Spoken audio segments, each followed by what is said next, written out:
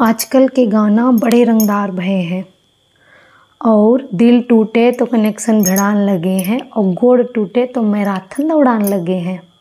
और तो और सुनी सुनी इनका भये हम बिलायती, सुनी सुनी इनका भये हम बिलायती और पैदा होने लगे हैं माइकल जैक्सन के हिमायती। सही बात है, ये गाना नहीं है कौनो जादू टोना है।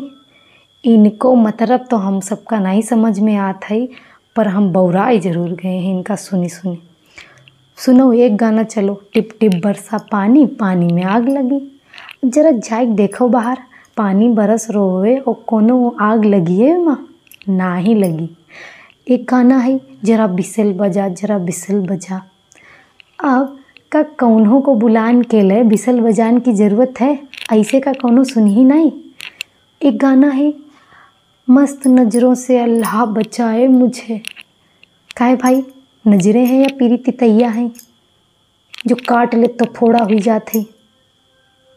पीरी तितैया तो सुनो है बचन परत है, का मस्त नज़रों से बचन परत है। एक गाना चलो है मेरी जान आई है ये रात नसीली। अब रात है या कौनो भांग धतूरा लगा के आई है? गजब है ये गाना।